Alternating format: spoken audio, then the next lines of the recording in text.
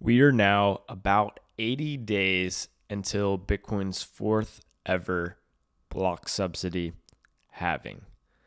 And I think an important concept to understand in regards to the halvings is that most of the Bitcoin supply simply doesn't move. We've seen the stats posted about how 70% of all Bitcoin have not moved in the last year. But I think that that's, obviously accurate as the chain data is accurate and immutable.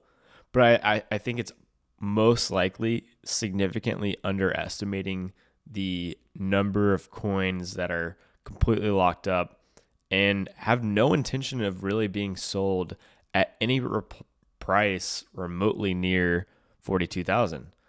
I think when you think about the price of Bitcoin, you have to understand that the price of Bitcoin is set by the marginal buyer and the marginal seller.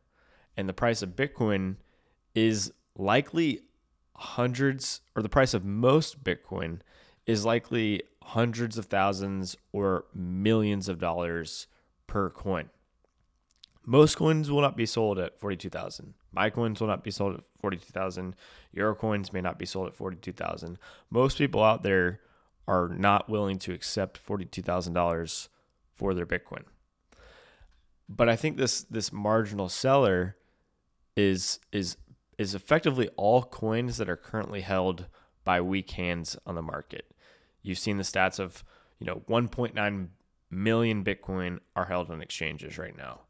Grayscale coins, a large portion of those, or a decent portion of those, may be held by weak hands. And then the third segment of weak hands would be miners who are forced to sell to cover their operating expenses.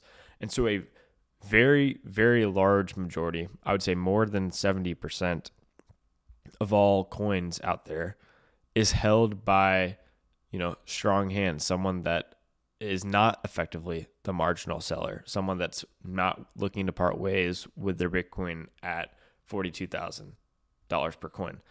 And so I think this pool of marginal sellers, or this pool of weak-handed Bitcoin holders over the last 2+ years has been shrinking pretty aggressively. And I think the halving is a big deal because it's about to cut this flow of new coins into weak hands. Miners who are mining Bitcoin via the block subsidy, and they are forced sellers to cover their electricity expenses, to cover their machine purchases, etc.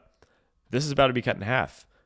And it's at a time when all of the coins from all the other two segments of marginal sellers are severely being drawn down as well, right? We've seen exchange balances down by over 1 million coins since 2020. GBTC is down over 100,000 coins in a couple weeks. And pretty soon this pool of marginal sellers will dry up. And I think that, this has kind of already happened it started to happen over the end of 2023 and, the beginning of 2024, where the price has been slowly to drift up, right? It's beginning to get more aggressive over time, but it's been slowly drifting up, which kind of has this positive feedback loop where as the price of Bitcoin goes up, it eliminates more marginal sellers. Like if you have a Coinbase account and you have some Bitcoin there and the price is going up, you may not sell anymore. If you were going to sell your Bitcoin, you may have already sold. So maybe even those segments of Bitcoin products, those segments of the marginal sellers, exchanges, and GBTC, maybe those segments even decide to start holding and not be as weak-handed as they have been in the past. And so it kind of becomes this really positive feedback loop where all of a sudden as the price starts moving up, this shrinking pool of marginal sellers gets smaller and smaller and smaller until Bitcoin is just going on a exponential price trend, which ultimately would just lead to, the price going up 5x, 10x, 20x.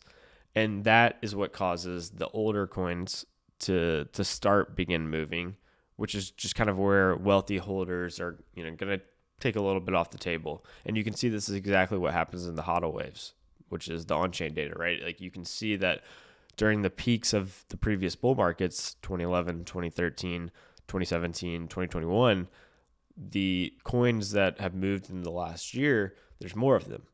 There's more coins moving because, if you have $50 million of Bitcoin and it becomes $250 million, you might take a few $1,000,000 off the table. And that's, exactly what happens. And that's kind of what sets in the price stop or prevents the price from even going up to even higher levels.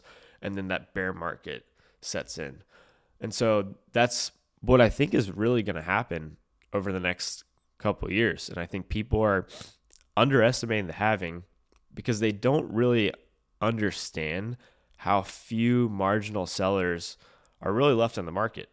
Most Bitcoin just doesn't move. And so I think that halving flows, or the halving flows and the ETF flows and the easing macro conditions are really all setting up a perfect storm for Bitcoin in 2024 and 2025.